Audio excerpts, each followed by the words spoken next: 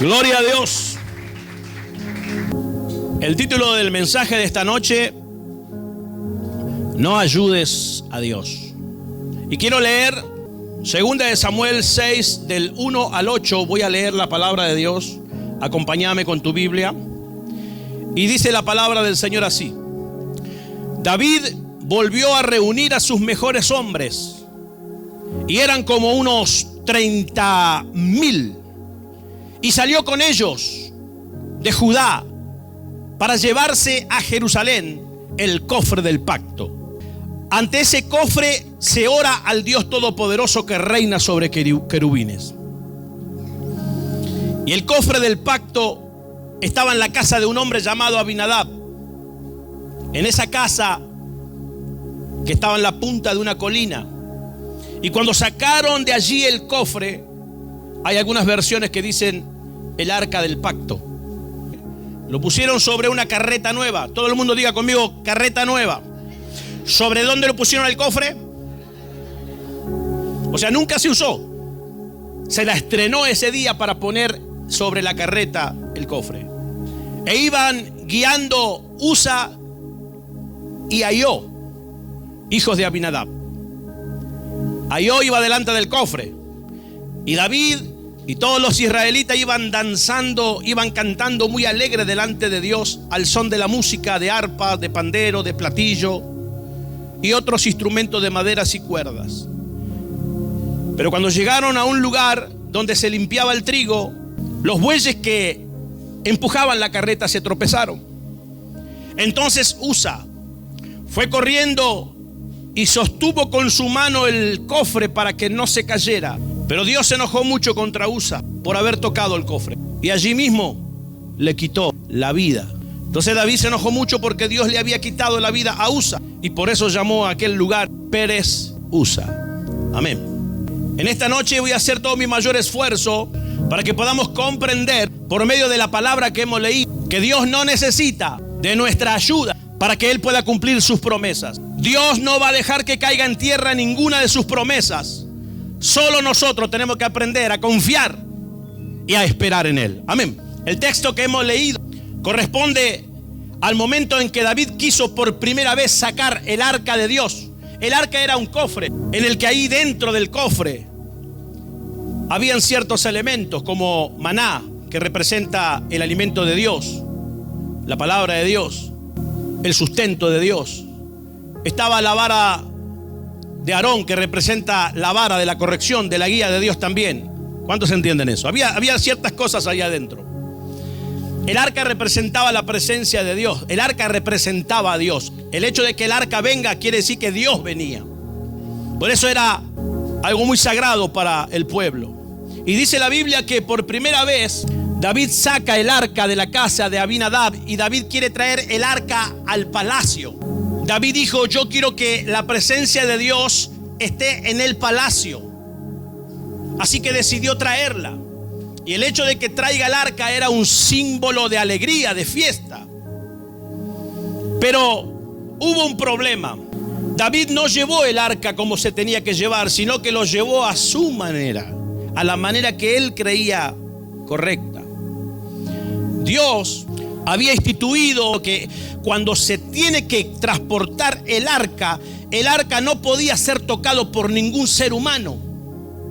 Por eso Dios le dijo a Moisés: cuando creas el arca, que era una caja de madera revestida de oro fino, con 2 arcángeles o 2 querubines arriba, nadie podía tocar a Dios. Nadie era digno de tocar a Dios. Entonces Moisés dijo: ¿y cómo la vamos a transportar? Dios le dijo: ponle 4 anillos en las puntas y introduce un palo cubierto de oro, y que 4 personas, uno adelante de cada punta y otros 2, se pongan y levanten el arca, pero sin tocar. Así se transporta el arca. Pero David dijo: pero yo voy a transportar el arca de Jehová, lo voy a transportar en un carro nuevo. Voy a comprar el mejor carro. Voy a poner los mejores bueyes, los más fuertes, los más sanos, los más limpios. Y voy a hacer que esa carreta sea tirada por esos bueyes. Una carreta 0 kilómetros. A Dios le va a gustar. Así que subieron el arca arriba de la carreta. Y dice la Biblia que el arca venía, David lo iba delante del arca celebrando porque la presencia de Dios venía a su palacio, a su casa. Pero dice la palabra de Dios que pasó la carreta por un lugar donde pisó piedras y se desestabilizó y se iba a caer el cofre de la carreta. Entonces una persona que se llamaba Usa, que era hijo del hombre donde estaba el arca, pero en ese momento cuando el arca está a punto de caerse, Usa fue y puso su mano para impedir que caiga el arca y se rompa. Y Dios reaccionó. Y dice la palabra que Dios le quitó la vida a Usa. Y Usa cayó fulminado en ese momento. Qué temerario, ¿no? Eso, ¿sabe por qué? Porque no se hizo las cosas a la manera de Dios, sino que se hizo a la manera de ellos. Un temerario es una persona que es insensata. La palabra temerario significa insensato. Una persona que no reflexiona lo que va a hacer, no reflexiona las consecuencias de sus actos. Eso es un temerario, un osado, un atrevido, que toma riesgo sin pensar en las consecuencias. Si usted busca la palabra temerario, va a encontrar esta síntesis: extremadamente imprudente. Eso es un temerario. Es decir, alguien que no piensa en las consecuencias de lo que está haciendo. Alguien que hace las cosas sin pensar en los resultados de sus actos. Usa, antes de poner mano tenía que haber pensado. Tantos años le habrán enseñado en su casa, porque todos los años que estuvo el arca en su casa nunca lo tocó. ¿Por qué no lo tocó? Porque seguramente su padre le enseñó, porque seguramente el sacerdote le enseñó. No se toca el arca. Y durante todos los años nunca lo tocó. Pero en este momento fue y tocó, porque él quiso ayudar a Dios. Habrá dicho: yo ya sé que no hay que tocar el arca, pero Dios debe entender que le estoy dando una mano. Pero Dios lo que dice se cumple. Tal vez podemos decir que Usa actuó de buena voluntad. Él no quería que el arca de Dios se caiga. Él no quería que el arca sufriera daño. Pero su buena voluntad lo llevó a hacer algo sin pensar. Y no pensó en las consecuencias que le traerían a su vida, pues esa actitud lo hizo perder. Podemos decir que Usa trató de ayudar a Dios. Lo que tenemos que comprender del servicio, ¿qué es un servicio? Un servicio es hacer algo para Dios. Tenemos que comprender que el servicio es un privilegio que Dios nos da de hacer algo para Él. Pero lo que nosotros hacemos para Dios, tranquilamente Dios lo puede hacer solo. Entonces, ¿para qué me pide a mí que lo haga si Él lo puede hacer? Porque de ahí se agarra Dios para bendecirte. De tu servicio Dios se agarra para bendecirte. Quiero que entiendas esto. Dios no quiere que vos le sirvas porque vos pienses que Dios no lo puede hacer, o porque vos pienses: le voy a ayudar a Dios. Dios no necesita ayuda. Dios, si te permite y me permite que yo haga algo para Él, es para que Él me pueda bendecir por lo que yo hice, y no porque Él necesite ayuda. Vos me vas a decir: pero como por ejemplo que predicarle a las personas. ¿Realmente vos pensás que Dios no puede bajar del cielo y hablarle Él a una persona? Si Él ya se hizo hombre una vez y vino y habló con los hombres y le predicó a los hombres, ¿tú crees que Él no puede volver a bajar del cielo y volver a predicar? ¿Crees tú realmente que Él te necesita a ti y a mí? Entonces, ¿por qué me pide a mí que predique? Para bendecirte y para bendecirme. ¿Realmente crees que Dios necesita que tú ores por alguien para que Dios sane a alguien? Si yo no le oro, Dios no lo va a sanar. ¿Realmente crees eso? ¿Crees que Dios no puede bajar del cielo y sanar a todos los que están en el hospital? Y yo creo que sí. ¿Para qué me manda a mí que yo vaya y ponga las manos sobre los enfermos? ¿Para qué es? ¿Para qué me pide a mí que yo haga algo que Él puede hacer? Porque Él te quiere bendecir. Él te quiere bendecir. ¿Realmente crees que Dios necesita nuestro dinero para que la iglesia avance? ¿No puede convertir el pan de una piedra? ¿No puede Él convertir de una madera un fajo de dólares de miles? ¿Crees tú que si tú no ofrendas, no siembras, la iglesia se va a fundir? ¿Yo puedo llegar a pensar que si yo no estoy, la iglesia se funde?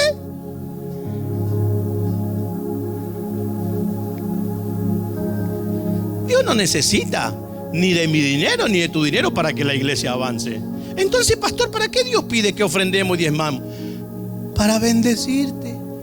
No porque Él necesite, sino para que Él se agarre de ahí para bendecirte. Dios no necesita que tú y yo le ayudemos en nada si Él es todopoderoso. Pero Él nos permite servirle para que entonces, después de servirle, Él nos pueda bendecir. Cuando servimos a Dios, los que salimos ganando somos nosotros. Tenemos que entender esto. Esta noche vamos a hablar de los cristianos que, al igual que Usa, tenemos buena voluntad de querer hacer quedar bien a Dios. Pero déjeme decirle, no hace falta sostener el arca. Bueno, en otras palabras, tenemos que creer en el cumplimiento de sus promesas. Hoy el arca es el cumplimiento de las promesas. Me gustaría también tocar el tema de aquellos que son temerarios. Dije, ¿no?, que temerario es extremadamente imprudentes. Conozco muchos temerarios en las iglesias que piensan que Dios necesita que le demos una mano a Él. Permítame decir esta pregunta en voz alta. ¿De qué forma podemos comportarnos temerariamente? ¿De qué forma podemos ser extremadamente imprudentes en pensar que podemos ayudar a Dios? ¿De qué forma? Te lo voy a decir. Número 1, contando testimonio de cosas que Dios todavía no hizo. Si Dios no lo hizo, ¿para qué lo contás? Y lo que pasa es que quiero hacerle quedar bien a Dios delante de la gente. No le des una mano a Dios. Si Dios no lo hizo, no lo cuentes. No digas algo que Dios hizo, que Dios no hizo. Usted me dirá, pero ¿cómo puede ser? Te cuento un testimonio. Marcos capítulo 8, 22. Viene un ciego y le dice a Jesús: Señor, necesito la vista. Jesús le pone la mano y dice la Biblia: entonces Jesús, tomando la mano del ciego, lo sacó fuera de la aldea y escupió en sus ojos y le puso las manos y le oró, y Jesús le dijo: ¿ves algo? Y el ciego dijo: veo hombres que parecen árboles. Y Jesús le dijo: acá las cosas no están bien. Le volvió a poner la mano, le oró, y Jesús le dijo: ¿qué estás mirando? Y el hombre dijo: ahora veo claramente que no son árboles, son seres humanos. Veo perfecto.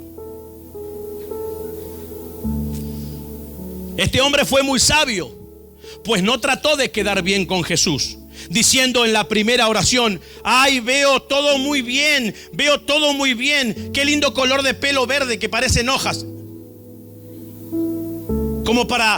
Porque hay gente así, hermanos. Hay gente que no se anima a decir la verdad. ¿Por miedo a qué? Jesús le dijo: ¿estás viendo bien? Y el hombre fue sincero. El hombre podía haber dicho: bueno, no quiero molestar al Señor. Sí, veo bien, ya está. Y se hubiese ido viendo árboles caminando. Pero él fue sincero y le dijo: realmente no estoy viendo bien. Veo un poquito, pero no veo bien. Y el Señor volvió a orar por él hasta que recibió la sanidad. Conozco mucha gente que el Señor está haciendo la obra, no la terminó, y ya están hablando que el Señor la terminó. ¿Para qué decir algo que no es verdad? Y para dar gloria a Dios. No, para darle una mano a Dios. A Dios no se le da la mano, se dice la verdad. Todavía el Señor no completó la obra, estoy esperando. Todavía el Señor no me bendijo como me prometió, estoy esperando. Siempre di la verdad. Muchas veces queremos sentirnos satisfechos testificando un milagro que no se ha cumplido todavía, solo por no hacer quedar mal al Señor. Che, y el Señor transformó a tu marido ese que golpeador,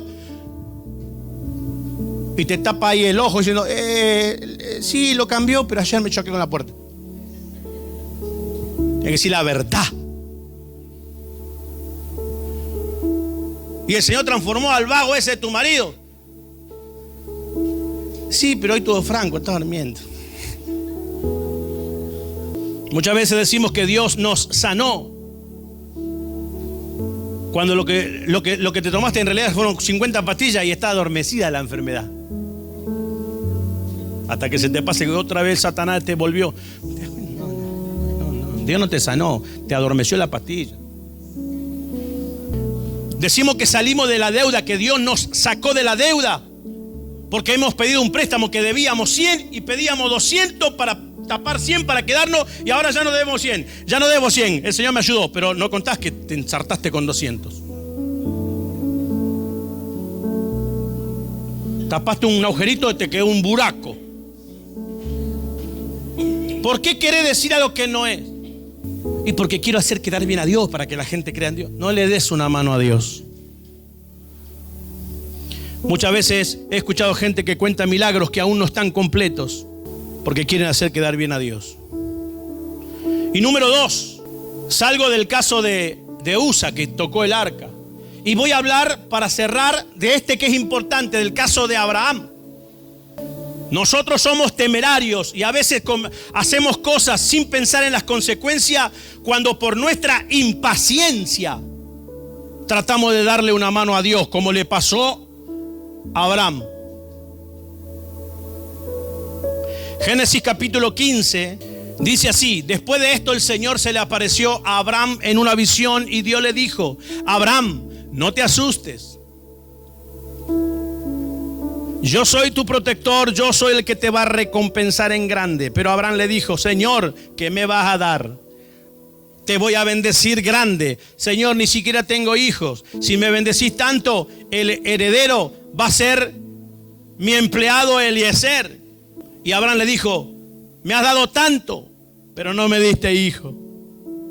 Y todo lo que me diste, un esclavo, terminará siendo el heredero de mis posesiones.